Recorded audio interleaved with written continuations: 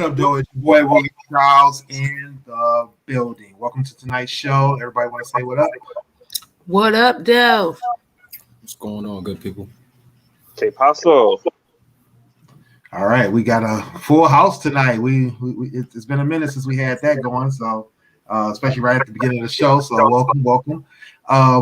Today is June 21st. It is, I think today is the first day of summer, or yesterday was, and how it entered with a bang here in Detroit. We had serious thunderstorms and crazy weather, and then all of a sudden it was just a nice day. So hopefully you guys have the same over there in New Jersey. It just got finished raining. Oh, okay, no doubt.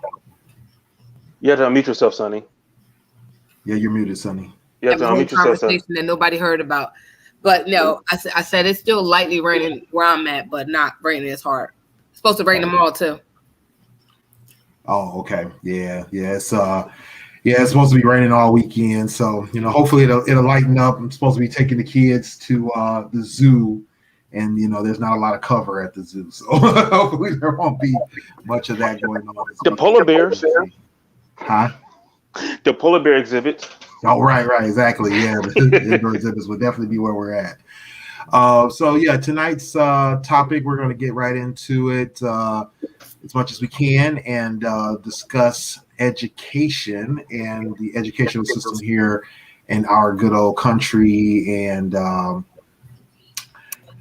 the ups and downs of it, like what we think needs to be changed, what we think needs to be improved on.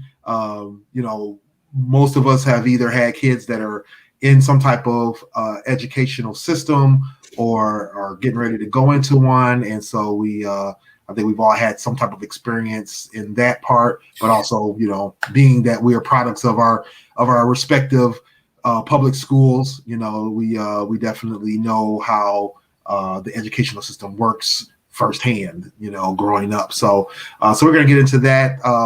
This topic actually came from one of our viewers, one of our regular viewers, Keela.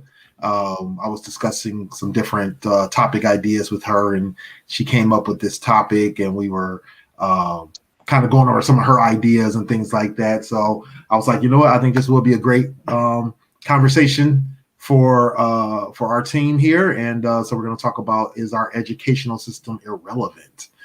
Yes, sir. Before we go into it, I Googled U.S. education ranking.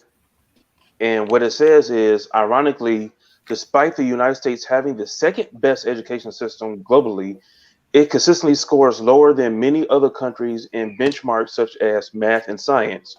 Mm-hmm. According to Business Insider report in 2018, its education ranking was 38th in math scores and 24th in science. So just to give us a little perspective for tonight's show, we suck. Well, yeah, I don't, and welcome to the show, Keela. We were just talking Keela. about you. Hey, Keela. What's going on? Her face is frozen. Uh-oh, I think we may have a bad connection for you there, Keela.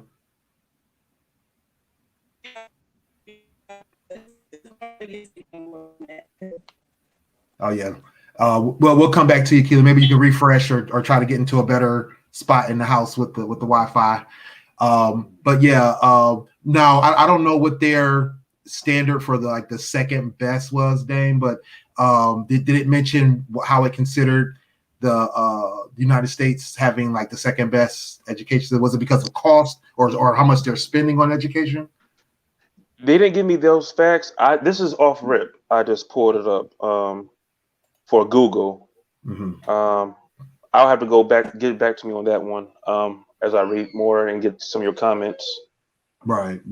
Yeah, there was this one thing I did pull up that talked about the cost or how much, what they call the expenditures, what's spent on education, and it's coming from the OECD, which is this international kind of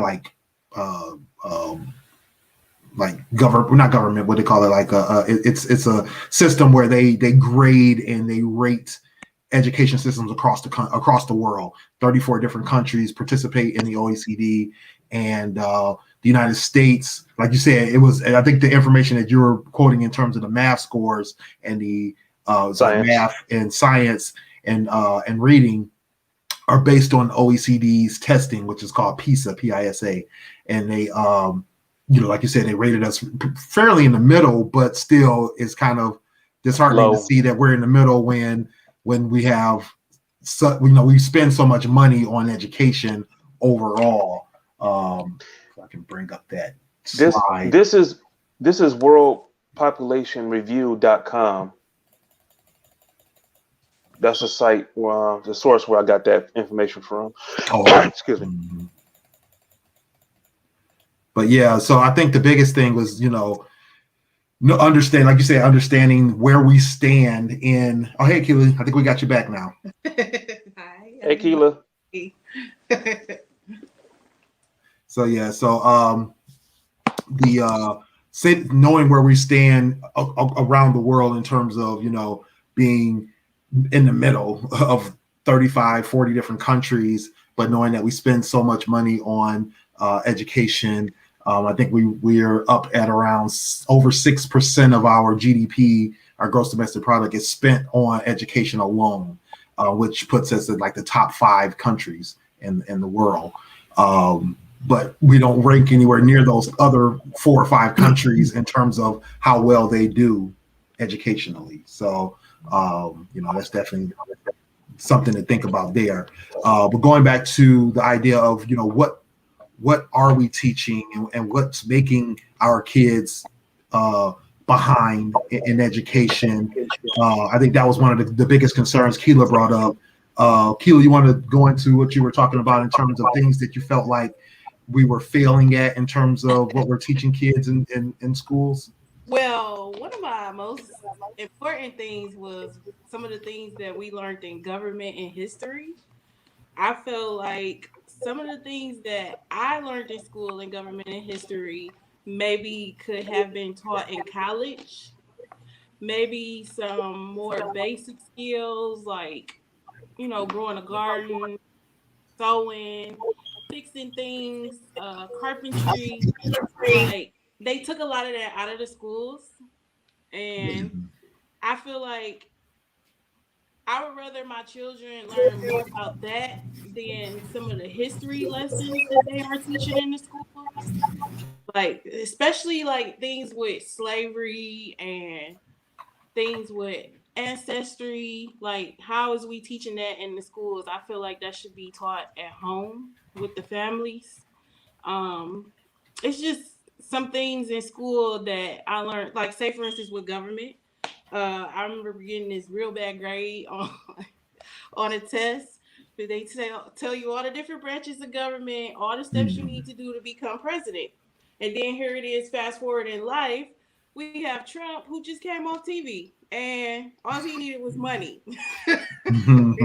Exactly. So it's like, I was marked down bad because I didn't know all of these certain things. And then, like, I look back at how we learned about Christopher Columbus and the Boston Tea Party and so on and so forth. And they portray these people as like heroes. Mm-hmm. And how they portray the history of how this country was started, like it was a good thing. And they really were considering everyone's freedom, which is not true either. I just found out, I didn't know that there's some schools actually teach about white supremacy in the schools. I didn't know about that. I just looked that up and saw that in But wasn't we learning that already? Even without them actually teaching it per se, we were learning about it in history when they were talking about, like, when we learned about Christopher Columbus and everybody. Specifically, that being in the school curriculum. Yeah. Like, I feel like that takes away from some other skills or things that we should be learning that could make us productive in society. And I feel like school should probably pretty much be based more on making us productive in society versus, just telling the story about how they want to tell it. And then the books are like universal, they print it, so they tell us basically what they want to tell us. They put in what parts they want to put in. Yeah, the victors tell the stories. If they kind of like blended everything in to kind of get y'all to further understand what I'm saying, like Black history is limited to a month. I didn't really learn too much about Black inventors, Black activists, Black anything except for that 1 month of the year. But here it is, our history books is like this thick of information of all these white people, and you know what I'm saying, and they don't really touch on other nationalities that contributed to this country. And I feel like, you know, a lot of that, either you're gonna tell everybody and include everybody, or let's just leave it out altogether. Because a lot of that stuff that we spend time learning about and they mark us down on, or we don't fully understand or remember when we graduate from school, we don't use none of that. So that was my thing, more so about the history and things that we learn in school that can be applied to everyday life. Right. And things that we learn in school that is not actually truth. Right. You know? And So anybody have a comment on that? Yeah, because I know for me growing, and I'm pretty sure for Clint, when I went to middle school, we had wood shop. I love wood shop. I built bookshelves and stuff like that. That's my jam. We also had home ec, where we learned where you took cooking at one point and then you took sewing and stuff like that. So you were always learning some type of skill. Yeah, I see Clint. I moved so many times. I think my bookshelf ended up at my aunt's house in Willenboro. When she lost her house, it was gone. So, but like I so much stuff that I built through woodshop, I loved it. That's what made me like putting stuff together. Even when I was a younger kid, I was always taking stuff apart and putting it back together. So I get that part of like, now our kids don't have that. My daughter didn't have woodshop. She didn't have home. I think she did in high school. They had cooking and they had a class where they learned how to do hair. She really liked the cooking part because she got to learn how to make different types of food rather than stuff that I was cooking in the house. So she would come home and show me some stuff, as well as me showing her how to do some stuff, even from a younger age. But I agree that we should be teaching them at home some stuff, but they could be learning in school. Like we always talked about how we didn't really learn about credit scores and stuff like that. It would have been great to learn that in high school. Right. It would have been very great to learn that in high school. We didn't learn that in high school. So now when we get grown and we learn about credit scores, you know what you find out about it when you're trying to get a car. You find out when you're trying to get a house. But if you knew ahead of time, you can kind of prepare yourself. That's why a lot of us are a little bit late, because we don't learn about it. So I definitely agree that some stuff that we need to be taught, we're not. Can y'all hear me? Yeah, we can. Go ahead, Smooth. Yeah, I disagree slightly. I agree with Lakila that a lot of basic skills need to be taught in school early on. As far as, like she said, gardening, I feel like they should bring back like stuff, not just shop, but at Trenton High, the mechanics teach you how to be like a lot of trade stuff we had in high school. Yeah, we had all of that too. Yeah. Yeah, so they took all of that out, but a lot of life skills. As far as like the like people always say like, yeah, well, I ain't learned how to balance a checkbook and all that stuff. Those classes was there. A lot of people just ain't take those electives. I actually took a class in high school that taught me that. You feel me? My teacher was Miss Sador. You feel me? So she actually that was actually part of the curriculum. A lot of people just didn't take the class because they didn't want to. I think a lot of stuff that's our elective should be mandatory. I think that's what Lakila getting at. Like a lot of that stuff should be mandatory. Like I totally agree. The educational system was made for us to be workers, not for us to be innovators. You feel me? We were taught to be all like clones. We weren't taught to that's why the rest of the world are ahead of us. You feel me? And everything, and technology, everything. You go to China, it's like free trade. So like when they come out with a phone, they get the like open source, to where here the capitalistic society actually holds a lot of people down. They can't have everybody knowing everything, because if we know everything, then you feel me, the elite will lose their power, their grip on everything. So that's why the educational system was created, for us to be followers, for us to be just workers and drones, so have you. But I always say, if everything shut down, we had this conversation before, how many of us know how to, everybody not a vegetarian, so who out there know how to go clean some meat? You know what I mean? No, before you clean the meat, who know how to hunt? Who know how to hunt? Yeah. Exactly. Who know how to plant? Who know how to garden? Like the Yeah, we kids. did talk about None that of us during know the how to do pandemic. that. We did talk about that during the pandemic, because when the pandemic hit, it was like people had to learn how to do basic stuff. Like people didn't know how to cook. People didn't know how to do a lot of things. And that's crazy. But I want to go back just a little bit, because I know with my daughter in high school this year, and like the last couple of years, they've been focused on STEM. So I remember going to the back to school night, and one of her classes was she was learning how to code.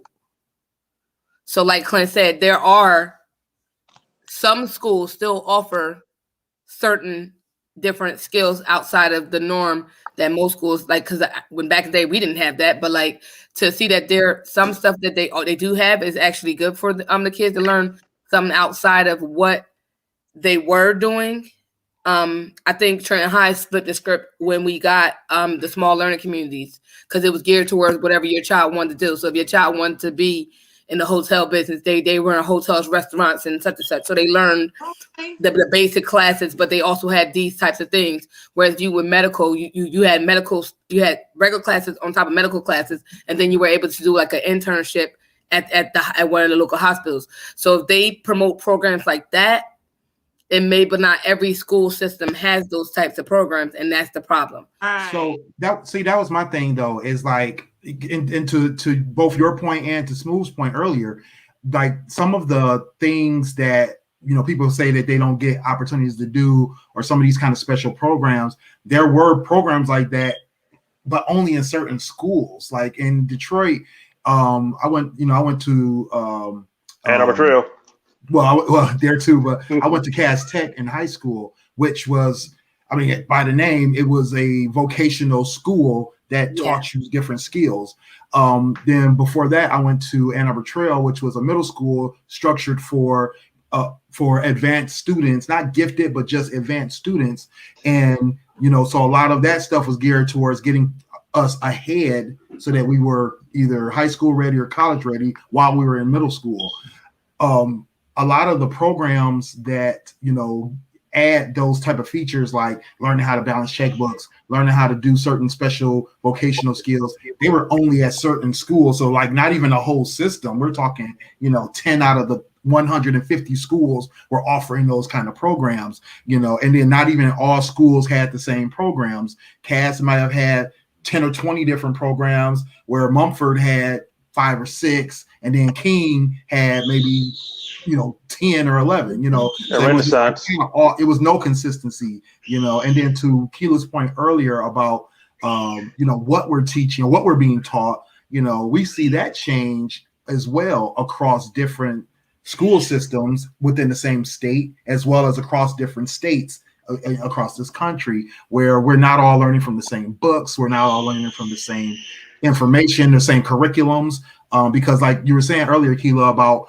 white supremacy being a part of one of the curriculums. And I know that was something that's been coming up in the South with some of the reforms that they're doing. They're trying to make changes to, and they're trying to take some of that out, because they don't want teachers teaching directly what white supremacy is, how white supremacy is affecting or was affected by history, that kind of thing, where we had to make insinuations and assumptions. What you were talking about earlier, Sonny, was we made assumptions like, okay, slavery, white supremacy, Jim Crow, white supremacy, Reconstruction, white supremacy. We made those assumptions, educated guesses, right? It's like we're smart enough to understand, but not everybody got it. What they're teaching about is like undertones, things that you don't see, what the real structure of it is, what systemic racism is. And you get that in certain things, certain programs. Like there's the Black Wandana here, that they do a great job of talking about systemic racism, and they talk about Jim Crow and Reconstruction, then there's other programs that are out there that get deep dive into it. You know what I'm saying? It may be religious based or it may be community based, but it's usually not in the school system. So I think that's the hard part is or the part that needs to change, is that some of these things need to be incorporated like across the board, like you were saying, Smooth. Being able to see, mandatory, these things that we call electives be mandatory, so that kids come out with practical skills and life building skills, as well as being, innovators and entrepreneurs. Like you said, it's detrimental to the elite because it takes away their workforce, or it empowers their workforce versus reducing or increasing it, that kind of thing. Yeah. I say one thing. Here in Michigan, like different school districts, like you made the point, like the curriculum that they have at Cass Tech versus a curriculum that they have at Robichaud, where I went, where they took out everything, home ec, shop, everything, and pretty much focused on the classes that were a part of the state standardized testing. And that's another thing, like the state have a test that's standardized for the whole state, but each school district is teaching something different. Like, make it make sense. Yeah. You know what I'm saying? So we have. oh, I'm sorry. No, go ahead. Finish. My apologies. Go ahead. Finish. That's my other concern with that. Like my kids are in Belleville now, so they're in Van Buren schools, and they have a totally different curriculum than they do out here in Inkster schools, where we actually live. And the test that they take for them to go on to college and, go on to everything is standardized. It's the same. I don't understand why they can't all be on one accord, or just make everything, to prepare you for this test, since that's what you want to go on about teaching people. And if so, then why still do we have to focus on just learning what we need to learn to pass this state standardized test, when it's so much other information that we could be learning? And I like how he worded it. That's exactly how, I'm glad you said it that way. They are not teaching the children how to be innovative, and I don't agree with that. This like the educational system, like we all know, it's totally outdated. Like it's outdated, and it was never for, like I said, it was never for us to be leaders. It was never for us to be innovative. So now what I do notice is a lot of people are homeschooling their kids, and that's what I think more people should do.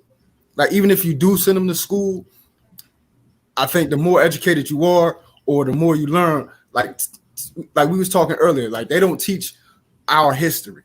So, ignorance is not an excuse. We have to learn our history and teach it to our kids. You feel me? So I mean, like a lot of this stuff, and like you said, I know in our community, like we lack in Trenton. I like if I used to go to my brothers and sisters, I'm by far the oldest, so I used to go to they little what they call it, PTAs or conference. Yeah, it was hardly any parents there. You feel me? I'm always the first person. Yeah, and I know it's in our community, like we don't really take, like we have to start taking some responsibility.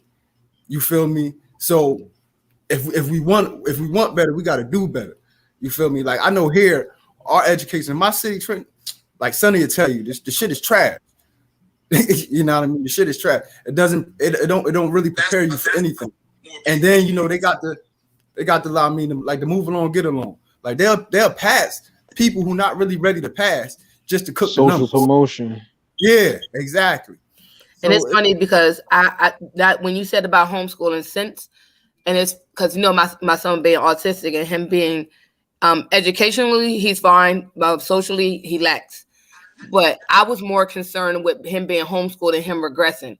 He regressed with behavior, but with vocabulary, oh no, he was talking way more than he was ever at home. Like I was, some of the stuff, it surprised me to hear him say, and I'm like, wait, what? Because I think it was good for me to actually see where he was actually at, because it's like sitting at home watching him do his class and participating and making sure he's in the class. Because I was sitting right next to me, and to his vocabulary going back is way more vast than it was when he was there. Not to say that it was bad, because they helped him start talking, period. But we all thought that he was going to go and regress, but to see that he picked up more words, and it's like, I guess for me working from home and talking and having meetings all the time, he starts saying stuff to me, and then it's not even that he's talking to me. It's more so of him saying the right words at the right time when it's supposed to be said, and not just saying it because that's what kids hear you say. Like, yeah, it's the interactions. He's hearing the interactions. He's understanding and learning because he's seeing more developed interactions versus seeing like reduced interactions, like little kid interactions. Yeah, that's why we always say don't baby talk your babies, because the more you speak to them with real words, real inflections, real emotions, they can pick up and understand better and quicker and be able to regurgitate that, like you said, not just regurgitating it, but doing it at the right time with the right words and that kind of thing. Because he still don't say mom, but he says, come on, let's go. Come on, get up. And I'm like, wait, excuse me, what?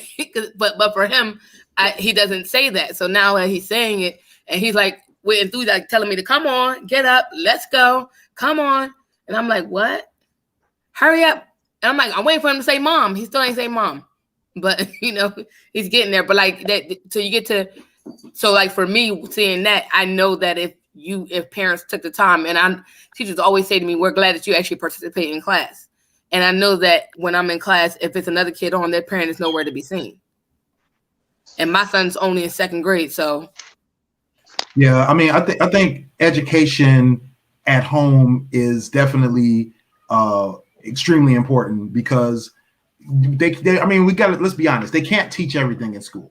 You can't get every little thing in school. There's certain things that us as parents should be doing, that we should be taking the responsibility to do. Now, if you know that your school system is lacking and you care that much about the education of your child, then like Smooth was saying, sometimes we just got to do better. We know better, let's do better.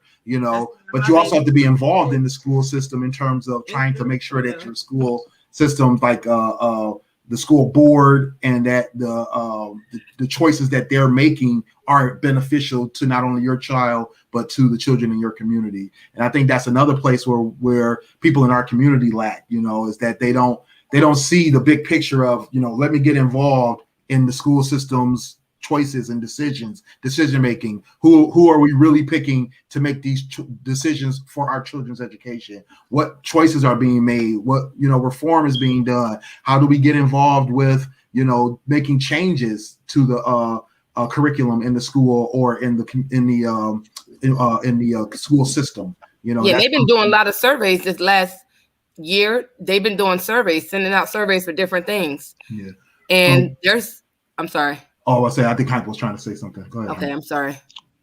All right, I was patiently waiting because I was late. I told y'all I'm gonna be a couple minutes late every Monday, but hey, gang, what's going on? Hello. No problem. Glad to have you. All right, now we talking education, obviously. Sonny, was one thing I wanted to know. How old is your son? You said second grade, so he's 7? Yeah, he's 8 now. Okay, yeah, my daughter is 8. So y'all was hitting my 2 kids. My daughter is 8. And you said a baby. My daughter just turned 1 last week. So we never Google Gaga talk, because ain't no adults or ain't no young children going to go Google or Gaga. We talked to her. You give it to her straight. That way she can give it to you straight. She's down there now, momming the hell out of her, because I came upstairs with the icy and didn't let her have no more. Now, the education system is all designed to, one, turn you into somebody who is a worker, and turn you into somebody who is in debt. I was funny, like, this is crazy because the second week in a row, like I said this is a topic that I'm going to touch on the podcast, where I do maintenance in my job. I make a little bit under 50,000. Never in my day does it come up who's doing anything in the Revolutionary War. Never in my day does it come up about Na equals salt. Unless you want to be a scientist, unless you want to be a history buff, these classes are irrelevant. There's no reason that they should be teaching you this shit. Unless that's what you want to do. If that's the field that you're looking to go into, then you need to know this stuff. You need to know how to read, write, count, and that's pretty much the ones that you have to know.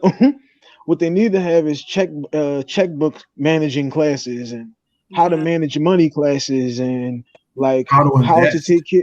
how to invest. Like now they got this crypto shit. You need to have a class on that for these kids because like that's going to be something that comes up major in their lives. The periodic table doesn't come up in my day ever. It's not gonna help me mop the floor. It's not gonna help me clean up walls. It's not gonna help me do nothing in my job. Like if you're a nurse, if you're a doctor, like unless that's what I'm saying. Unless you're in that field where these things are going to come up, is knowledge that you have for no reason. When are you ever going to break that out until you get back to your kids who have been fed the same bullshit that you get fed? Well, they're taking out critical thinking. If you think, look at the tests, is yes, no, maybe, X, Y, Z. Because from the start, I had both critical thinking and robot thinking in my school. In elementary school, they gave us writing as an elective or college course algebra in elementary school. Why am I taking college course algebra in elementary school? I mean, I'm not there yet. Middle school, we had a class called what was it, Quest Wheel, where we had critical thinking for males, like teachers about life. We got to high school, none of that stuff mattered because it went out the window. Nobody, no other course or school that I knew of was having those previous classes.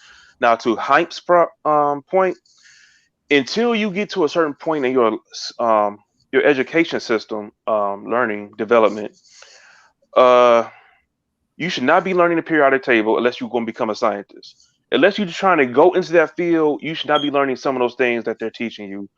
But as far as Lukila, do you think that some of the ideas you're taking away, like teaching certain things in school, would that be benefiting or not beneficial for blacks or for people such as whites or Jews?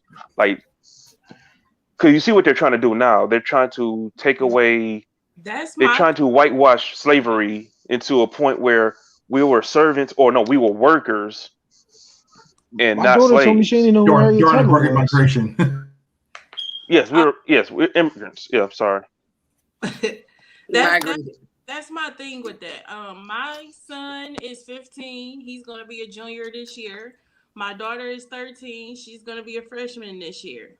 Oh, you about to And catch hell, girl. they I'm go gonna to pray for you. school about a good 30 minutes away from home because I like their curriculum. I felt like their curriculum was geared more towards the future and building and working towards the future. They do actually, like she said, ask us have different surveys about the type of classes they should teach and the type of things that the children should be learning, what we feel as parents is appropriate and what is inappropriate. So I particularly take my children to a different school district that's further away just for that, just for them to have that experience. My fears with the homeschool situation was the transition from furthering education, meaning like going from homeschool to college. The process with that, I got some information from a couple of people. It didn't work too well for them.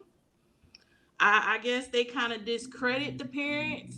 I would say, in my opinion, that does the homeschooling. They feel like they didn't learn your child or your student didn't learn a particular curriculum that they feel like you should have learned, which I didn't want my kids to be set back because of that. But like I said, I didn't agree what they were learning in my particular neighborhood, but everybody don't have the ability to send their kids to other school districts. They don't have the transportation means to get them there. I live in Inkster, Michigan, where they tore down all the schools, all of them, every last one of them. We have two charter Mind you, it's a schools. predominantly black city as well. Yes, and we have two charter schools that is there. They wouldn't even help them with a lot of the funding. They kept having like to close the school throughout the school year. I'm not for sure about all the politics with that, but the whole point is obviously every city doesn't have a school. I didn't know that. I know now because I live in one. So, like I said, it was Detroit's just next. hard to look into what I learned in school versus what my children learning in school. And like I said, my main concern is it's not geared towards being innovative. It really is geared towards, like he said, getting you ready for just the workforce.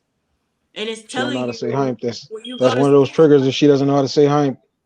these are all these people or whatever that came before us. They want us to pay attention to what they did to contribute to this country, and I think we should focus more on what our children can contribute to this country.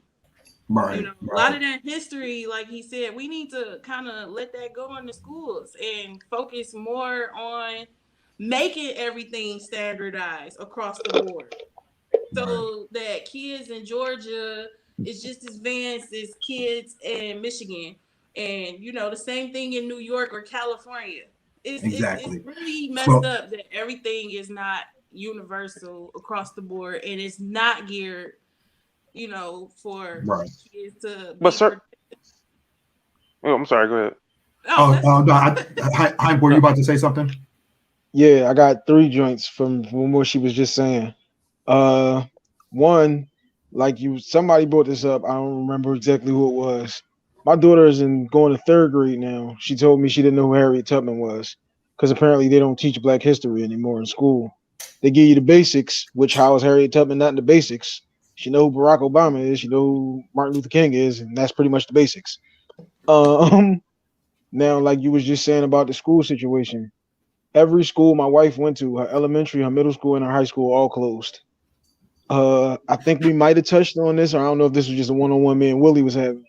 South Philly, where we from, is like the most gentrified, like top 5 in the country areas where you can't make a left or a right down any street where they haven't either built something new or doing a whole block. They got parts of South Philly where I've been living. My mom been living in that same house since 1972, which means I've been in this same neighborhood since '87.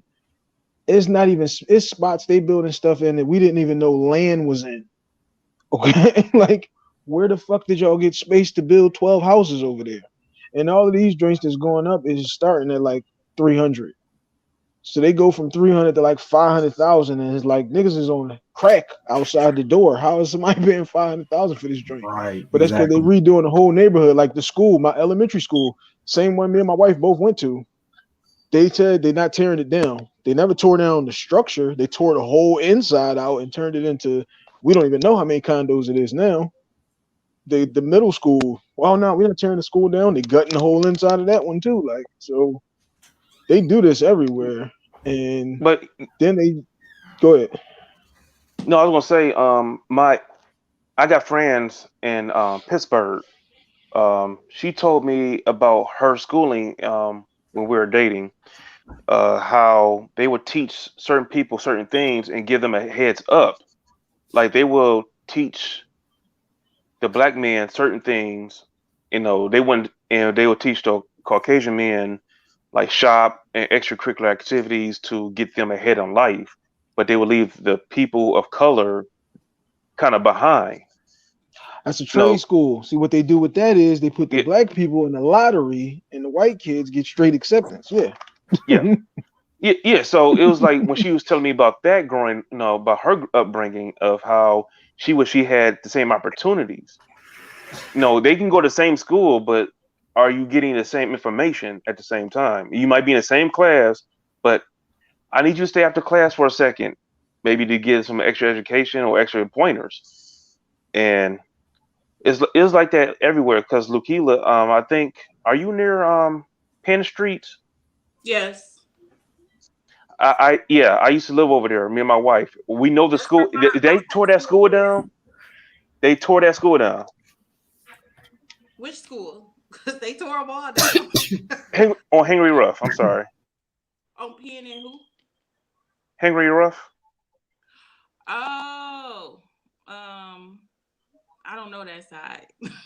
Okay, I don't but know this. anyway, but no, but all the Detroit's almost on the same verge of having no schools except for Cass Tech, Renaissance, King, and what's another one? That's it. I think there's only three schools left in Detroit that we can actually depend on. What's going to happen when those schools go because of lack of funding? I mean, I wanna. the school systems in general are broken, especially in this area, mainly because of corruption, failure of the government to keep this stuff wrangled in, as well as I mean, some of it is so they blame it on population reduction, right? Because I think they did that in Highland Park, they did that in Inkster, they did that in even in I believe it was in either Livonia or Redford. They tore a lot of their schools down based on population reduction.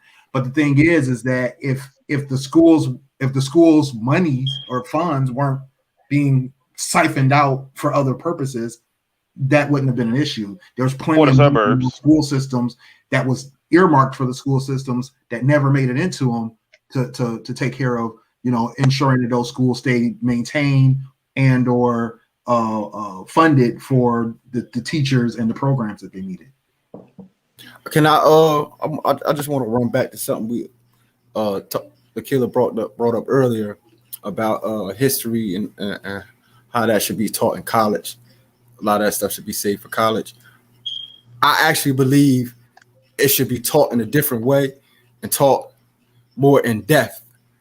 As far as because I'm in college now. I'm taking classes now, so I'm taking like a history class, right? And how they teach the history is like they delve into the politics more than what we learned in regular school. And I think that's important that we learn that earlier on, the politics of how things work. But Right. because we'll be more prepared as parents, as students fresh out of high school to actually be a part of society. So, I know a lot of parents don't know much about going to city council meetings or of how going up there, like I think ours is correct me if I'm wrong, Sunday, Tuesday, and Thursdays. They even post them online. For what? The city council meetings. And I feel like you can even watch it online, even though our city council, you feel me, straight ratchet right now. and like, they're wilding. But that's part of the problem. Like that's part of the problem because we're not educated. So we get all these people in there that's not really suitable for the job. FYI, one of the guys used to work at my job, and I walked by him. I was like, "Yo," I ain't saying nothing now, but I was like, "Okay." Yeah, exactly. So it's like, we need to be more educated than that. You feel me? So then, when these we'll be more prepared to fight gentrification. We were more prepared to fight when them shutting down schools and protecting our kids. Because most let's be honest, do we really know how that works? How many of us know how that works? That's what I was saying earlier about being involved in the school board meetings, being involved in choosing who's on the board, who what decisions they're making. That's part of being involved in your kids' education. That's a big part of it. And a lot of parents either aren't involved in that. You see, they barely at, like you said, they barely at PTA and PTC meetings, but doing that extra step, will go a long way. My daughter's school got this joint on the phone now where, back when they was in school still, just because like we can't be at everything because we got different work schedules and all of that. So they give them they give you like a report every couple of hours. So it's like, all right, she did this email. well. I get that text too. Yeah, she did this well in the first half of school. Her and such had a little talk about something, like whatever, like to give you a little bit of feedback for those people who can't make everything. Because if you're working jobs and all of that, you can't make every PTA meeting, but some of them joints you got to be at because you need to know what the hell is going on with your kids. You can't be so caught up in the 9 to 5 that you don't know what the hell your son or your daughter got going on in them classrooms. That's why I like being home at school, because I wouldn't really need the meetings because I was right there. So you're telling me the progress, and I'm ready. I was here for it. The one thing about homeschool is it's good that you get to impart what you wanted on them, but they still need that connection with the other kids, like, and they can't get that in the house with us. It's like, yeah, as much as it's like we want to protect them and we want to be able to shape their minds, because once they hit a certain age, their mind gets shaped by the classroom. And that just is what it is, because we done all been through that where you just go with the wind because everybody else is going with the wind. But they still need them connections with their peers and with their friends. Everybody got to make their own mistakes. Like, if you don't ever touch the stove and see that it's hot, you got to have some calluses at sometimes. That's where that critical thinking comes in too, because you can't just have yes and no questions and don't ask what the outcome is or where do you think this goes to, because how you going to think outside the box for better solutions to a problem that you're already predicated to going to just one direction of how to get to a solution. I'm not saying the new math, how you got put 20 times and put in the box and X's like that and come up with that new math stuff. I'm just talking about different solutions for different problems. It's not just that one solution. We don't want you to think out the box. We want your ass right here. No, but I like that. I just went to my son.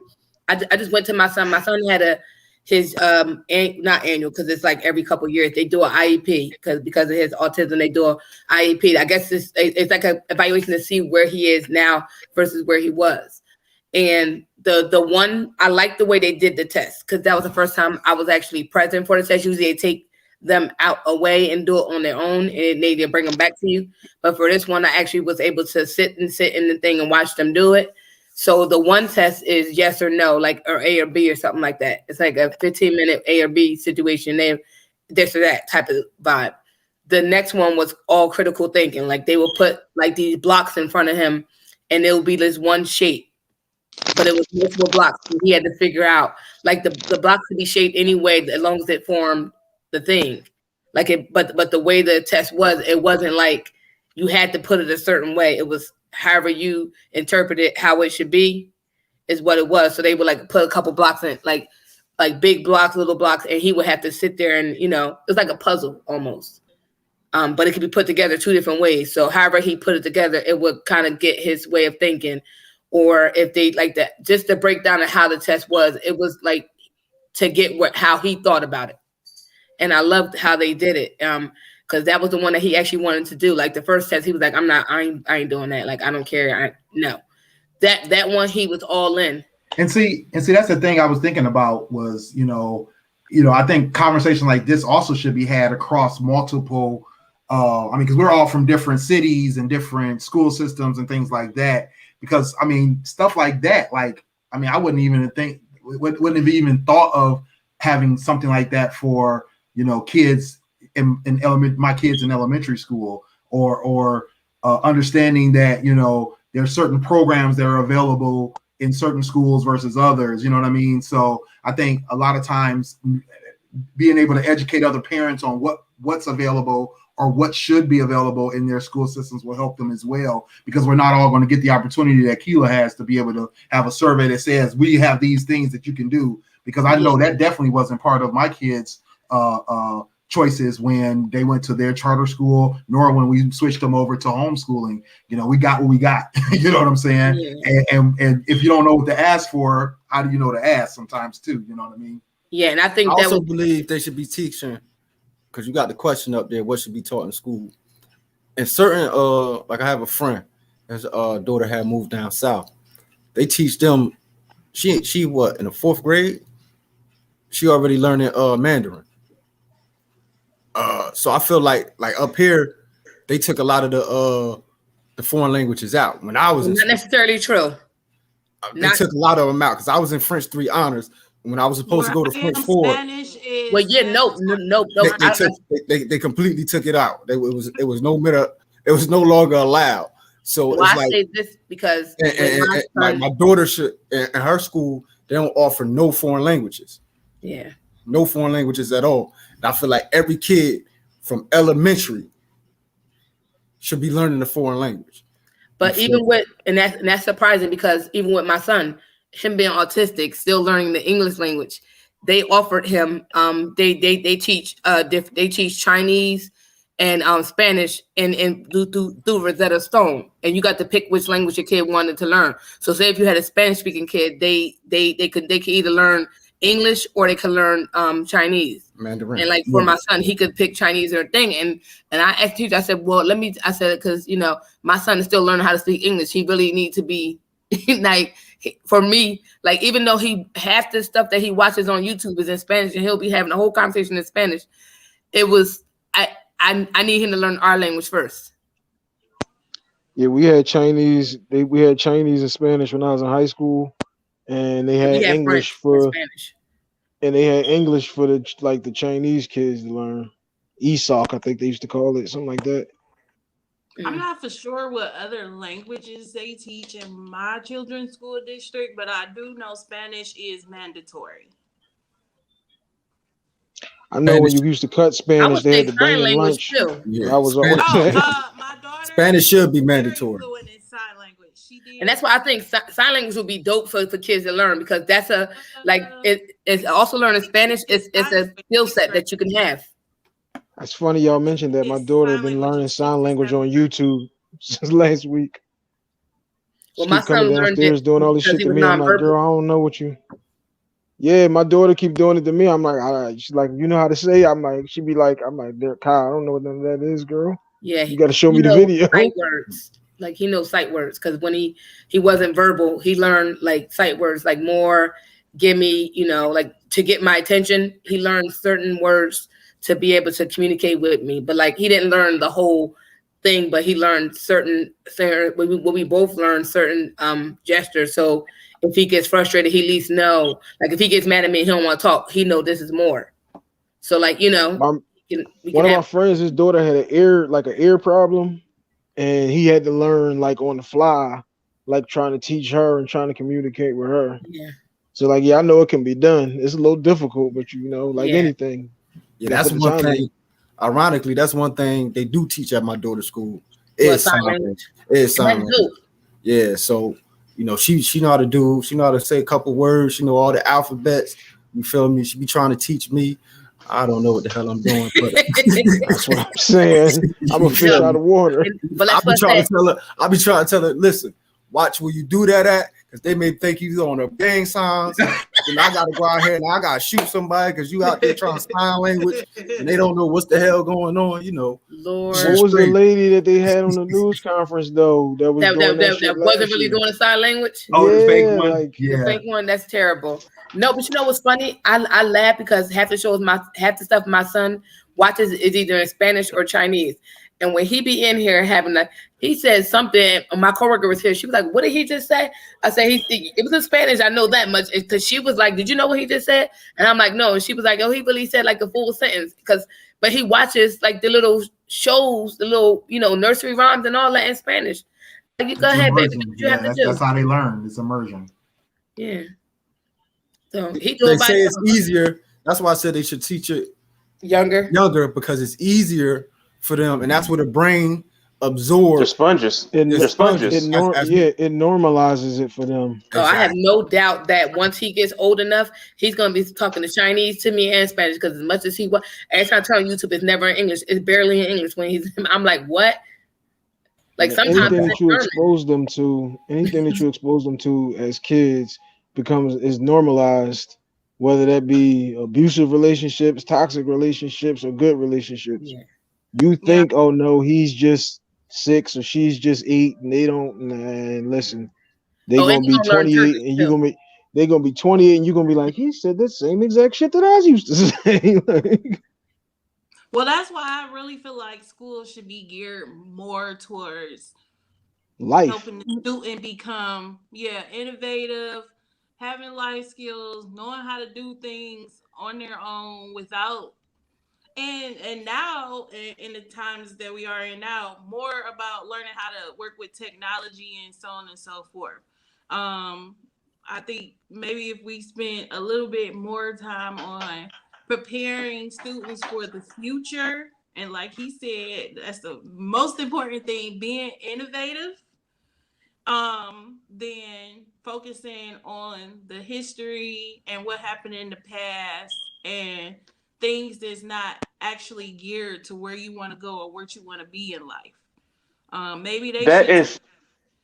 I'm sorry. Go ahead. individual testing or somehow in the beginning send out surveys in the beginning and see what your child interests are, and then go from there, and maybe kind of group the children together who have the same interests. Or it's a lot of different things that I feel like we could do to make the school experience not only better for the kids to be more engaged, but also, like I said, to help them with everyday life. Because it's like a lot of stuff that I learned in school, they come on TV now and be like, Pluto not a planet no more. It's a moon now. Or, you know, it's a lot of stuff planets that's changed since we was in school, but they still 1 + 1 gonna be 66 next thing you know. No, Oh, it's too late. It already happened. No, that new math shit. Yeah, that's stupid. I hate it. Hold you know on what? 1 second, guys. Let Keela finish. Let Keela finish real quick. Like, no, I like what she was saying. I was just going back to some of the things that I feel like they should take out and maybe focus more on. Right. So based on that, what you just said, Keela, I got two questions I want to ask before we come off this subject and go to our after show. The first question, we're just gonna go in order. What is one thing you want your school system to change, improve, or work on? Go ahead, Sonny. Communication. Okay. That's a biggie. I think you said it all right there. What she said. Because I deal with the public and she's HR. People don't know how to talk to each other. They think they can talk to anybody which way they want, and they about to get slapped by an employee if they keep it up. Because I'm only going to take so much. Hey, you, come here. What the? Damn, we're not talking about your job. Right. We're talking about the that goes system. to it. Hey, but that goes to it. If you don't know how to talk to people and interact with them, how you gonna get stuff done? No. You can't. You don't get your way if you talk to people in the way you rudely. Right. That is part of a good part of the problem. Yeah. Go ahead, Keela. My per se school system that I have, that's why I took my children where they are, because I'm pleased with how they do the curriculum, how they do ask the parents input on what they should be teaching the children, and they do have different classes. They might have some classes that they have this year that they didn't have last year, and vice versa. So in my situation, it's a little different because I was fortunate enough to find a school district that I feel like kind of caters to that. Like this year, they added the coding classes for the kids. They want to teach the children how to do coding. They added another class to teach them about investing in stocks. So my children's school. Okay, I need to find out where this school system is so I can send my kids now. That's crazy. Van Buren Public Schools. Shout out to. Oh, that's up the street. Okay, right up the street. Figure. But all right, go ahead. It's going to be in Belleville High School this year. So, No doubt. I said, the fact that they communicate with the parents and the students and kind of go from there to build a curriculum is awesome. But for school districts that don't, maybe we should focus more on, like I said, making the children innovative, where they could create things and make things for the future, having those math skills, those building skills, home ec skills, carpentry skills. Basically, what I'm getting at is kind of teaching a little bit more of the trade. Like trade schools, things that we learn. Like I feel like middle school could start learning about electricity and being an electrician. Like in high school, like why do you have to pay to actually learn things that you could apply to life and make money off of? And we're not doing that now in the schools. Yeah, that's true. So That's what I want you to make money off it. Right. Let's go to Smooth right quick. Go ahead, Smooth. Well, for my specific school system, I always say the one thing I hope they can change and improve is the standards. You feel me? Like the standards, the bar is set too low for us. I know a lot of parents, because the kids complain and they want to. Everybody want to make things easier. I totally disagree. Things should be much harder, much more difficult, because life is much harder and much more difficult. When I was in high school, you know, I ain't start my high school in Trenton Public Schools. I went out PA to Pennsburg, transferred back. The one thing I noticed different is they held their children. Now, mind you, that was a predominantly white school when I went there. I was one of the few black kids. Got suspended for being, got called a nigga, had to fight the white boys. You know what I mean? So it was a totally different experience when I came back to Trenton High. Was those kids smarter? Hell no. Were they parents better? Hell no. The standard that school system held them kids to was so much higher than when I came back to Trenton. And it was like drastically different. And I feel like, you know, that's the main thing. Hold our kids to a higher standard, put more pressure on them to succeed. Give them more, you know what I mean, in order to be innovative, because it's hard out here. We're competing with people that's already, you know what I mean, miles ahead of us. Right. You feel me? Like, I can see it. So now when I come here and I look, I'm like, yo, we are, so like a straight A student and an honor roll student here, you put them in one of them real difficult school system, the school districts, they're probably like a C+, B- student, an average student. That's how far we're behind. So I think we should raise our standards. Parents, do better. All of us. Now, I mean, all of us do better, get more involved. Stop blaming the system all the damn time, because we're part of the system which makes us part of the damn problem. So, you know what I mean? Do better on all sides.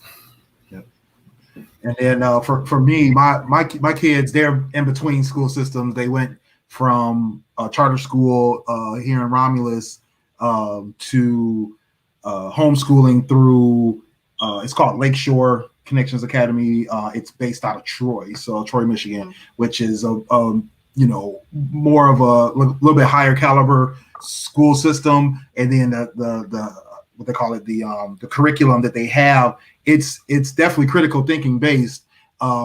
It's extremely challenging, especially because my kids were in honors classes already, and they still tested into honors and through that program, but they were definitely more challenged there because it was like a constant work, what they call it, not the workflow, but the work, the amount of work that they have is just significantly more work that they have to do to achieve the grades that they have. So, you know, I like that part of it, that they were still challenged, especially during this pandemic, and not being able to get that level of education through the virtual schooling that most of the schools are doing. So, you know, the only thing I would have them improve is just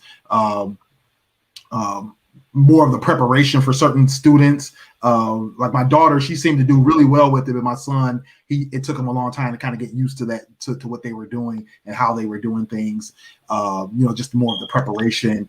Their standards were pretty high, which I liked as well. But like you said, Smooth, I think that what that did is that made sure that us as parents were more involved as well. You know what I mean? In terms of, I had to spend more time with my son, getting him, you know, totally acclimated, and they kind of warned us as parents that we're going to be more involved with the kids during that anyway, just because of the type of school or the type of work that they are doing, and the fact that it's fully homeschool.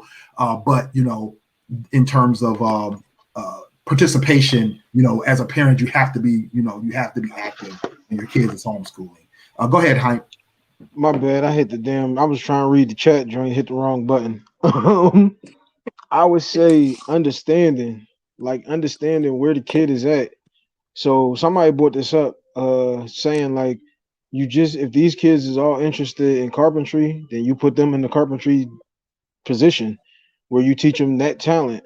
You got somebody who wants to be like sports management, put them in communications. Like, don't have everybody just sitting in one class learning all of this useless shit that they're not never going to use, because all you're doing is, like a kid like me, I'm just going to disrupt this shit because I don't give a fuck about this history shit. I don't want to hear this.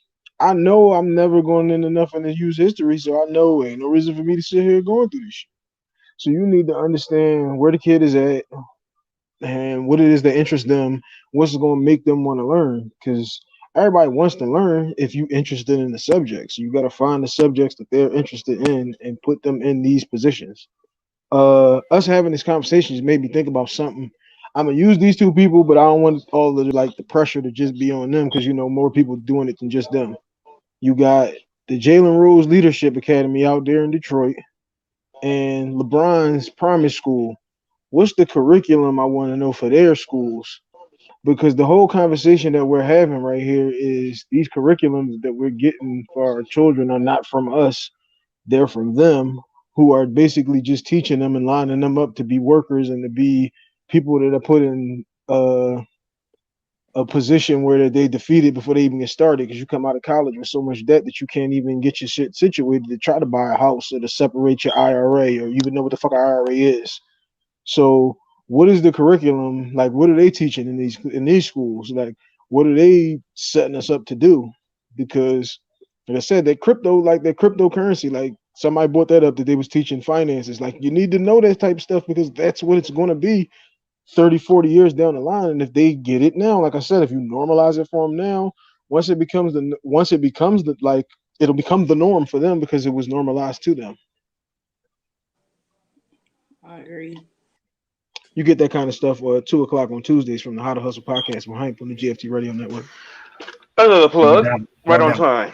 Very expensive plug, very expensive. No doubt. So, question just came in on a comment from Shenlo21. Who's that? Says, do you feel with taking away history, kids will miss out knowing our past because not a lot of people actually know the basic historically known figures other than MLK, Malcolm X, and Harriet Tubman. Now, to the point that I think Keela was making earlier, we were talking a lot about middle school, high school, where critical skills and knowledge will probably be more beneficial than basic skills and knowledge. I think a lot of these basic skills and knowledge, including history, I think we need history for sure, but we can do that in elementary school, part of middle school. Once you get to late middle school, high school, I think to Keela's point and a couple of the rest of you also made similar points, is that, there's more critical knowledge choices that we have out here that should be a part of the curriculum versus focusing so much on, I think it was 9th, 10th, maybe 11th grade by the time I finally finished my history requirement. And to Haim's point, I'm an engineer and I've never used any of that for anything to do with my job, more to do with, trivia at the bar, but nothing to do with my actual, position. And I make really great money not knowing anything about history or not having to remember, anything about the dates of, 17 different wars that happened. You know what I mean? That information was great to know in elementary school and middle school, I think, to get us acclimated to the whole idea of don't let history repeat itself. But, taking it completely out of school, I don't think it's an option. I think we still got to teach our kids some kind of history and get them, understanding certain things. But to Haim's point earlier as well, is that even somebody as basic as Harriet Tubman, you may not even know who they are just from the information you get in school. Like I was saying earlier, you got to teach them the right stuff anyway, though. Like, how long did it take us all to learn Christopher Columbus ain't discover shit? Yeah. You can't, first of all, you can't discover something. You can't, but critical thinking. You ain't know that at 6. No, critical thinking. Come on. How you going to discover when people's already on there? That's what I was about to say. You can't discover a sandwich in the refrigerator because your wife left it in there. She didn't lose it. That's what I'm saying. My thing is this. Critical thinking. My thing is this. I definitely don't think it should be taken out. Like I said earlier, it's how it's taught. It's how it's taught. And when history is more than just America's politics. So when you teaching history, I like them to teach the politics that came along, because that's how we got to this situation now. That's how we got to these laws. Neither one of us, I'm being a little presumptuous right here, but neither one of us right now can reel off the Constitution, the Bill of Rights. You feel me?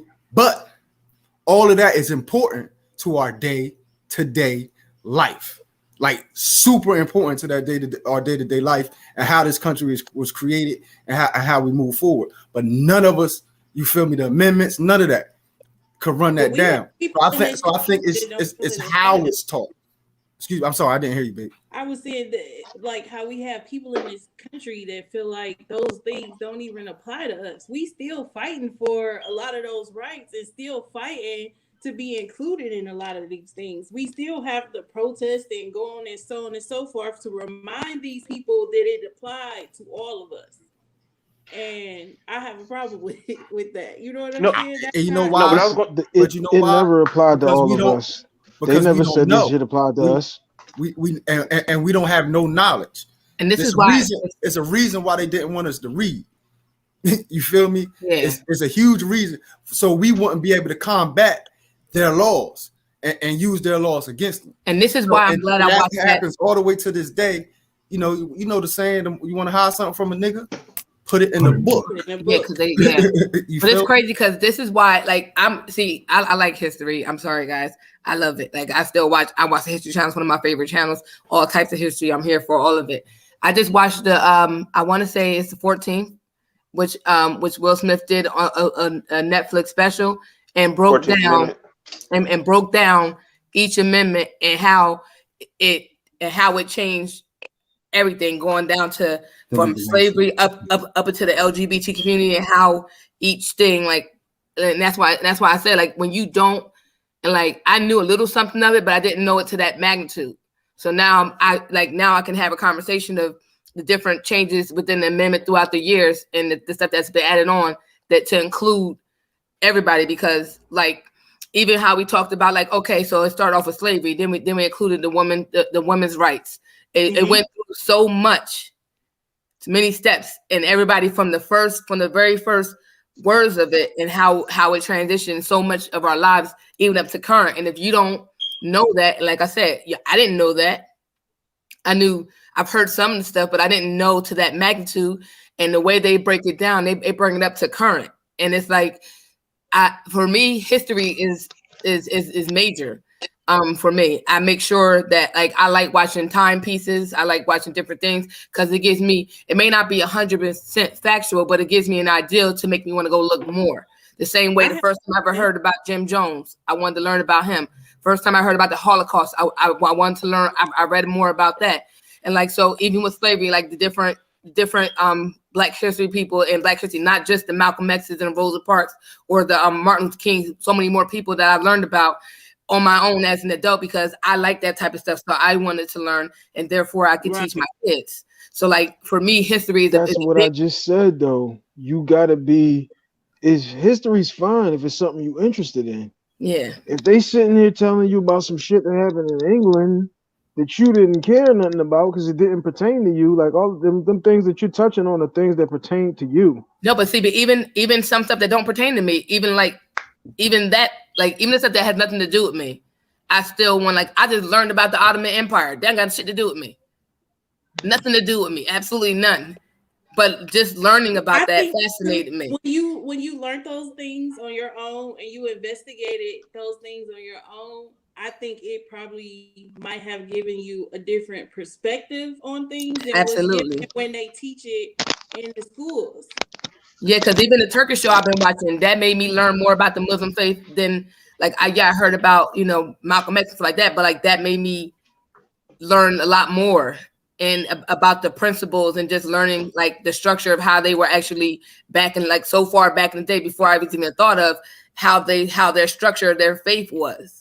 But I think to the point I think Keela was about to make too. I mean, I don't want to put words in your mouth, Keela. You can say it on your own. But what I'm about to say is that, but what was just making me think about, because I love history too, really into that kind of stuff. But I think for us that love it, I think the thing is that we appreciate it because we understand more why it's important, or we understand more, what's the connections that it makes and the things that it makes us feel, or the perspectives that it changes for us, versus somebody who may just be like, look, I need to go to work. I need to make this $13 an hour. I need to, you know what I mean? And they're not going to be using that, or they need to learn this next trade to get into the next job. and they don't really need any of that, right? So I think the biggest thing is like it's great when it, to like Hype's point, it's great when it feels good to you, but across the board, is that something that every kid? I mean, our teenagers they're not gonna, even if they are taught what the Ottoman Empire is, none of them are going to use that, to go get engineering jobs. Now to the topic at hand about our education system, which you just asked, the closer you get to leaving school for good in high school, your curriculum, general courses, you should get taught whatever is closest to like credit. You need to taught that as you're getting closer and closer to leaving school for good. Credit scores, investing, those stuff need to be put on the forefront, because we got to the reading and writing part. Okay, that's the basics when you're in grade school. But as you get closer and closer to leaving school, those other things need to come in forefront, because we got a whole bunch of broke people out here, or people who are successful but don't know anything about credit. Like I'm just now learning credit. Don't know none of that. Like I don't know none of that, and I graduated at the top of my class. I didn't know nothing about a mortgage. I didn't know how to balance a checkbook. I don't know nothing about stocks. It's a lot of stuff that, like I said, I felt like I could have been doing this when y'all was telling me about Christopher Columbus and all of that. You know what I'm saying? But not only that, it was repetitive. Like I learned about that in the 5th grade. I learned about that in the 7th grade. We touched on a lot of these things repetitively. You get what I'm saying? So when it got time for me to be on my own, I didn't have no knowledge of this. Where am I supposed to get it from? Now, could some of that stuff been replaced like with actual history? Like, okay, Christopher Columbus discovered America. How many times you got to learn that? I mean, there's other facts around that. Oh, he took some slaves, he raped some people, he plundered some people, he genocide. He almost committed mass genocide, along with the other stuff. But history, like we said before, history is written by the victors. They're not going to tell that part. Just said, they tell you in 5th grade and 6th grade, then roll around again in 8th grade, and they give you all the same shit. That, like quite a few times. Yeah, they add like freshman year in high school. They add an extra 2 weeks of stuff in on you every time, and you be like, "Oh damn!" And then they had some fish the next time. Oh shit! Then they discovered corn. They do expand it a little bit, but it's not still not useful. All right, last question. We almost got to wrap up. What is your advice to parents who are trying to get more serious about their child's education? What kind of advice would you give, knowing what we know now, as students, as workers, as entrepreneurs, as parents ourselves? What kind of advice would you give now? Go ahead, Hype. I'll start from the bottom and wrap back around. Put the fucking phone down. Get off. Stop scrolling on Instagram and pay attention to what your kid is doing, what they're learning, what is the influence, what are they interested in? Because even if, like you're saying, that they're not getting what it is that you feel that they need in the classroom, then you can gear them towards, all right, well, this is the real story. All right, well, here's something that you might be interested in because I know you like this, that, or whatever. Like Sunny says she likes history. Okay, your daughter likes history, then you gear her, okay, hey, here's 2-3 books that I found on historical stuff that I think you'll be interested in. Pay attention to what your kids is doing. Instagram is not that important. No doubt. Go ahead, Smooth. I'm gonna just piggyback off what the brother said. You know what I mean? Just become more involved in what your kid's doing. Like I one thing I always tell my daughter is like education don't stop. Learning don't stop when school ends. You feel me? Like it don't stop there. It continues. So, with me, I always buy my daughter, and I could bring her downstairs and tell you, like she going to the 3rd grade, but she already got 5th grade math books that I go buy, 5th grade workbooks, reading it, all that, so she could be ahead. You know what I mean? And then be more involved in the system. My mom used to go to a lot. My mom went to every parent teacher conference. You feel me? But if I could be honest, she could have did more. You know what I mean? Like just going to a parent teacher conference don't mean nothing. You feel me? Because you really don't know what's going on within the school during your child's school day. You feel me? Like I'll never forget in 7th grade, my 7th grade teacher was trying to skip me because she was already had me doing 8th grade, 9th grade work. Me and another girl named Natasha Parker. Shout out to Natasha, author. I interviewed on my blog. Go check it out. Kingscoop.com. I got to plug mine too. So Plug it. Hey, don't nobody pump you like you will, baby. Nah, I ain't mad at you. So she was trying to get us skip, but the guidance counselor, her ego wouldn't let my teacher do it because it would have her admit that she messed up. You feel me? So I never forget Miss Migaloff. She broke down crying. It was like, tell your mom, get your mom involved. I call her, do all this and all that. But you know, when your parents, like the brother Hank said earlier, when your parents got a lot of stuff going on outside of just work and they dealing with life shit, you feel me? Sometimes your kids' education or the important stuff get pushed to the back and not a priority. So if my only advice, like I said, to piggyback, make your child's education a priority. You know what I mean? Not just in school, out of school. You feel me? Learning don't stop. Learning don't stop. You're gonna keep growing. You know what I mean? Anything that's stagnant dies. You know, go ahead, Keela. My advice would be to definitely see what your children's interests are. That was most important to me. And I kind of use things that I didn't know or didn't learn in school and didn't find out until after school. Like I try to focus on teaching my kids and touching on some of that thing. I'm big on teaching my children that don't aspire to be a rapper.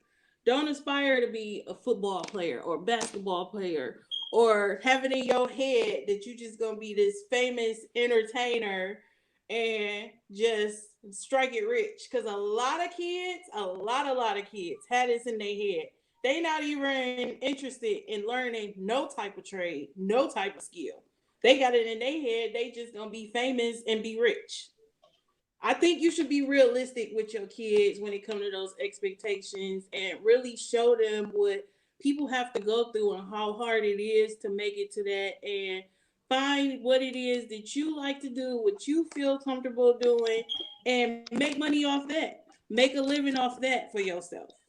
I was big on teaching my kids a lot of stuff they didn't learn in school. Like they know how to plant a garden, teaching them how to clean, simple stuff. You know, it's a lot of stuff that parents don't really teach their kids. You tell them about it, but you need to make sure they actually have it and that they could be productive adults in society. So to get more serious, if you can, see what exactly it is that your child is interested in and aspiring to be. And focus. Yeah, my dad always called that home training. Yeah, home basically. training. Go I ahead, jump Dave. in there real quick? Can I jump in there real quick? Oh yeah, go ahead. The one thing that I would say about that is like the whole conversation the thing that I was pushing a lot was understanding where your kids are at. And if you have a child who he could be 5'4", but if he loves basketball, if she got all the dance moves and no coordination, you could easily he in love with basketball. You don't need to be LeBron, but you could be LeBron's manager. So you stay involved in the game because there's always a way for you to do it. You can sit down with him and have an honest conversation that, look, you're 5'4", you don't have hops. This is not going to happen. But you can control the game from a whole nother perspective. Look, you can't rap, but you can make all of the beat. You find out a way to make the beats. You find out the way to make the deals. Like you can still encourage them into the same business, like into the same industry. My bad. But just find a different way to get in there. Luckily, I have a good support system. And my brother, he was one of them people. He's all-star football athlete, getting trophies in the newspaper all the time. Went to college. They wasn't really putting them in game because they, of course, already had their other players. Went to Concordia, got red-shirted. So that's like another year. He wasn't really out there playing and doing everything. But he also, luckily, by us having this good support system, my brother reminded my son that he still stayed in school. He still had to work. And my brother now worked for the coaching staff on Eastern Michigan University. So he's still in the football world. He's just not that all-star player. Copy. Or, you get what I'm saying? Right, So right. But being that was a good being a example coach, you could be a my coach for 50 son. years. You could be a player for 10. Right, And exactly. my brother was going to school for sports medicine and I forgot what his other major was. But it was just a good example for my son to see that like my brother was good at football. You know, everybody know him because of football. And his coach actually was Tyrone Wheatley. I'm not for sure how many of y'all are Oh, okay, familiar yeah. with Tyrone Wheatley, but that's like kind of like my brother's mentor. He's and he the one who kind of like got my brother in the program and he got the job and everything. But it was good for my son to see, like he was saying, other things that's still in the industry, still in the field that you could do and aspire to, but how and what it takes as far as education to get there.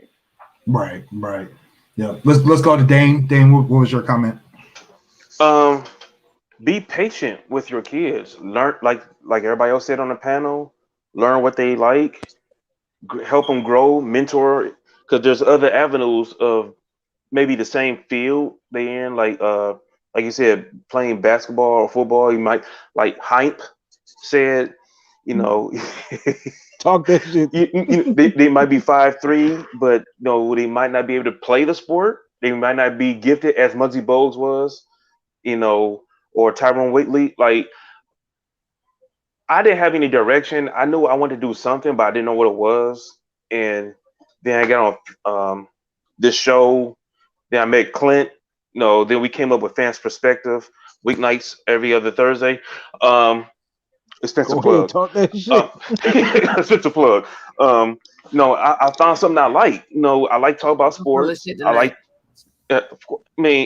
I could be a sex therapist and talk about sex all the time, and every other Sunday, Friday now, Sex with Sunny, another expensive plug. Mm-hmm. And I could be a DJ every Thursday with Willie Styles Takeover at 10 p.m. It's just Tuesdays on Our Hustle Podcast, right? You already did that one. There's no such thing as too many. No. But I found something I like doing. I wish I would have found this sooner. I wish I had that avenue and push not to actually just play sports because I thought that's all I could do. I didn't think it was sports writing, training, coaching, something else. Because my mom wasn't really trying to have me do that because, those type of careers are dream jobs. They are not for everybody. Everybody can't do it. Sonny. All right, Sonny. I would say, like what you guys said, be more involved. And for me, is I show my daughter everything. I'm one of the people. Even if I train people at work, I'm a hands-on person. Let me show you how to do it. I'm not about to do it for you. Nobody's going to do it for you. You have to figure out. Like, I'll show you how to do it, but make your own way to do it. Type of vibe. And even with my daughter, her going to college, her major, what she wanted to do, that's what she wanted to do. I wasn't going to stop her. That's what you want to do. That's what you want to do. But you also we also had conversations of backup plans. So my sister, if most of y'all know, do real estate. So, okay, you can also get your real estate license too. She's about to get to the stage where she could be a broker. So she can hold your license and show you the real estate game. So like, it's different. My thing is, if that's what you want to do that too, but have something else in the thing, because for me, I didn't have that. My job is 9 to 5, standard worker. I don't have an extra hustle. So for her, I didn't want her to be like where I was and just used to doing the one thing, like have multiple avenues. Now I'm looking into branching out with different things, ideas floating around and stuff like that. But I'm 38 now. I need you're 18 going on 19. I need you, like right now, she's not in school because, homeschooling, sitting at home all day in class all day. That wasn't her way. She's like, Mom, I need money. I need to work because I got a car I'm paying for and car insurance and the school stuff not cutting it. And plus we were sitting at home. So I said, if school not your thing, that's fine. Like, but what we're not going to do is sit in the house and just be unproductive. And I don't raise kids that's unproductive. She got 2 jobs now. and she's been working since I don't know how long. She's been working since she was 16. So one thing, if I showed her nothing else, is work ethic. The basic stuff. Yeah, she knew how to wash clothes. She was washing her clothes since she was in middle school. Like certain things, I've taught her to be. My little troll want to say hi. Say hi. All that hair. Damn. I know it's a lot of hair. Right. All we saw was hair and pink. That's all Where we she saw. get that from? you know, running. It's in our blood. Her shit dumb long, yo. Right. I was But that growing was this the since thing. 05. You just got to show your kids more than what the curriculum. The one thing I will tell her, she had a bank account since she was in middle school. So soon as she got her little program, they like, y'all do direct deposit. Actually, they didn't do direct deposit. She was getting checks. We opened a bank account for her, and we showed her like how to go and cash her check and put it into the account. That girl saved up her own money to buy her own first car. That's what type of kid I'm raising. Like, I need you to be independent and not depend on anybody. Not to be too independent, but just get to the point where you don't need anybody because you got you. Because if all else fails, you got to have you. So. No doubt, Yeah. no doubt. That's All right, so let's we're gonna go I ahead just want to and bring up one thing before we yes, go. ma'am. I love how we all agreed that history was one of the subjects that maybe we should kind of tweak and work on in the schools. Nobody said gym. No, gym is easy. Nobody said no other class. Well, I mean, actually, in some Gym was schools, great. gym's not even an option. Gym's not It's an not? option. Art's not an option. Science not an art, option. nobody said art. Oh, my son got art and Nobody gym. said Yeah, I'm about to say there, but there's a lot of schools where that's not even an option right now. I mean, We're the reason- lacking. He got music, technology, he got it all. That maybe history is the one subject. Only on science too. History That and maybe they need science. to tweak first. Right, Because right. those yeah. was the majors. The Agreed rest of on them, them gym and all of that, music and all of that was like electives. Mhm. Like everybody didn't get gym and everybody didn't get music. Like you had different electives. Like Yeah. Yeah, what I now the new remember. elective is TikTok. Right, pretty much. yeah. Pretty much. But what was you gonna say, Clint? No, mute. No, I was going just piggyback off what you said. That's the same thing my mom did for me when I was younger. She started a bank. Same thing I did for my daughter. I got her two separate bank accounts, and I teach her how they work. You know what I mean? And I show her when I deposit money, the interest rate and all that. I tried to build on what my mom did with me. You feel me? She started that. She introduced me to that.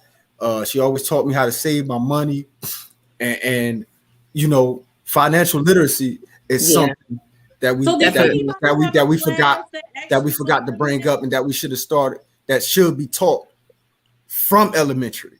Financial literacy. I brought that up. Yeah. A lot of us aren't poor. We're just broke because we don't understand how money works. Yeah. We just spend. You know what I mean? If we learn how money works and learn how to use it to help us at a younger age, like Hype said earlier, you know what I mean? We know what we see. You feel me? So if we see it at a younger age, you know, more of us would be better off. That's something that should be taught in schools. Yeah, because we just had the credit card talk, and I told her about how she can get a secure credit card for $500 or $300 with my bank. And you know, I just had that conversation with her the other day, and she was like, "Well, I don't," and I'm trying to. She want to get a credit card, and I'm like, "Don't go get no Discovery because they're gonna give you a $1,200 limit, and you're gonna ball out of control and won't need them problems. I need you to start off slow." And Before we go on that credit card situation, this is what I'll tell her because this is how I got my credit to be good. My first credit card was limited to $300. That's what I told her. If you have the money in your hand, You have and to you put going it to up. get some gas. You going to get some gas for the car. Spend that $25. Pay the $25. That's it. Well, Only do that for the she's first like, 6 months. Your shit will at shoot the up. top of my class.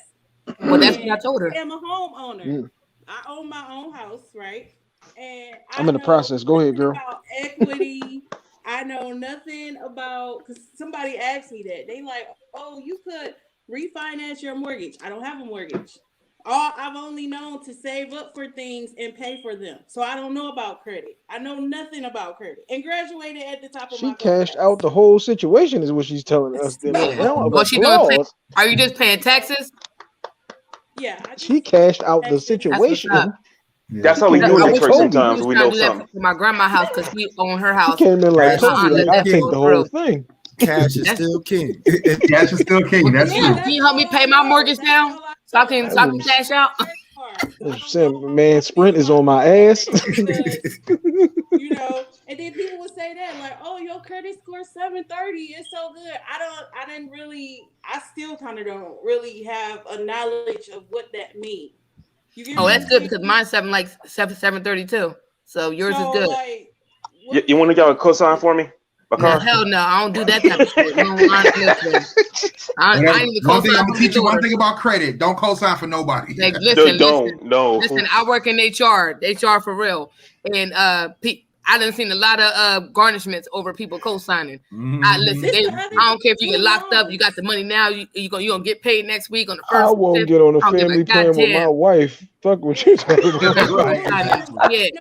About You- student loans. I didn't understand You can't order it. I food in my would name. hear Who you talking people about? complain about student loans and having to pay it back and getting garnished because of it. So when it came time for me to went to college, I took up another job and I just paid for my That's what I classes. did for my daughter. I didn't I even dropped 10 fill stacks on out her. for a loan because I had heard so much bad stigma about it. I didn't know anything about it or how it worked. When I have a fast forward a cousin now who actually got a student loan and was paying his student loan back as he was going to school. You know Yeah. what I'm saying? I didn't have nobody to explain none of that to me. Oh no, I did that with my daughter too because that's a lot. Like even with her, like she got financial aid, and then for her to stay at her college for one fucking semester, it was 10,000. Yeah. like And this. it was like, oh, apply for a loan. It's a lot. Not See- doing it. What I'm Killer. getting at is I graduated at the top of my class, and it's so much in everyday life I know nothing about. Yeah. Nothing. You could give me a test about the stuff I learned in school, aced it, A+. Like I said, ask me how much my house is worth or what an annuity is or any of this. I don't know. You know what I'm saying? Those are the type of chicks that was doing my homework in school. Shout out to them. Say, yo, it's you got kinda our home. like- You got our homework. You said, what he say? I said those were the type of chicks that They was got the doing my homework. homework in school. I used to tell teachers, look, if I can't get it done in the class, it's not happening at home. They'd be like, oh, Keela got our homework. Hold up, let me go grab the paper. People who work in school, I made good money off of that. As a matter of fact, that's how I paid for 2 of my books in college. But before we log out, because we gotta go. But before I just wanted what Lakila is preaching is discipline. Mhm. She has discipline. That's something I didn't learn until later on in life. So I mean, I respect because we was talking about credit. You know, I mean, we did a show not too long ago, and I said, like, I just got approved of a credit card limit. Let me tell you something. 10 years ago, if I would have got approved for this, I wouldn't be on the show right now. I'd be in Wakanda somewhere. You feel me on some real ignorance type stuff. But you know what I mean? It took me a while. It took me to mature to get that He discipline. buying solid gold toilet paper. We're gonna end it on that. We're gonna wrap this show up. We got a couple people that got to get out of here. Make sure y'all get with us every Monday, 10 p.m. You know where to find us. We're all over the place. Make sure you go to gftradioshow.com, GFT_radio on Twitter, Instagram, GFT Radio on Twitch, GFT Radio Network on Facebook, and join the conversation at the Join the Conversation group. Sunny. It's your girl Sunny. I am Sunny_D, Instagram, Snapchat, Twitter, and TikTok. You can go to my blog, Unreservedly Me.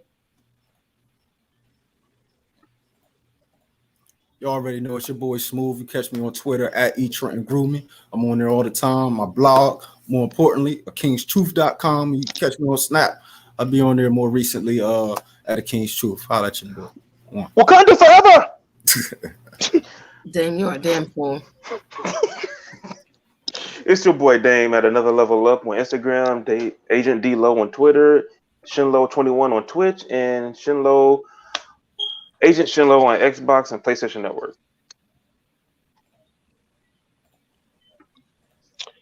This is Hank from the How to Hustle podcast with Hank. Follow me on Twitter and Instagram at I am Hank. That's HYMPE. It's Hank. That's not hype. I'm not geeked up. Tuesdays on the GFT Radio Network at 2 p.m. Eastern Standard Time. Hype it. And She it's your sound like I boy got a Willie script. Styles. I'm at Willie Styles everywhere except IG. You gotta change that. Twitter and TikTok, you can get at me. Willie.Styles on Snapchat. I'm over at Styles Radio. Whenever you want to listen to the hot tracks that I'm listening to, or get at me at williestyles.info for all my links except IG. Just this Thursday. Except this Thursday. There's a fan's perspective. And quick side note, I got banned from Facebook too. How? What? Yeah. What I got are you back doing? on. I got them to fix it and get me back on. But yeah. This sounds like we can't be fucking with Willie no more. He keeps getting kicked off everything. Who's snitching on me out here? Who's snitching on me? They dry His snitching name is hard. his name's Always hot in these put streets. your brother Yo, I down. ain't even gonna lie, because I almost got sent up for a post back in 2017. And it was like low key porn. It was like, yo, we take you down. Oh, I'm like, yo, that's old. What you doing? 2017, we in 2021, kid. Don't do Right. it. Bringing up old I guess stuff, they just trying like to catch Facebook. Bring up old stuff. Thank you, Keela, for joining us. Thank you Yes, for the great thank you for the topic too. Yes, indeed. And we always appreciate she was on our number one fans. We definitely appreciate Keela and her participation in the group and here on the show every Monday. So definitely I appreciate can that. catch up with Sunny. I keep missing her show. I'm sad. Well, you can never miss the show. It's always available on GFTRadioshow.com. No, she said she wants to come join the conversation while we're on Facebook, there. and Twitch. So go check out the replays. Go check out the replays. Thanks for having me, though, guys. Well, thank you for joining us. Thank you. Appreciate it. All right, guys, we out of here. See y'all next Monday. Bye, y'all. guys. Hey guys, it's your girl Sunny D, 1/3 of the podcast GFT Radio Show. What up, though? It's your boy Willie Styles from the GFT Radio Show. Just letting you know you can catch us every Monday night, 10 p.m. Eastern. And to get some merch, I got some on right now. Go to teesprings.com/stores/GFT Radio. Grown Folk Talk Radio. Join the conversation. Let's have some fun. Holla.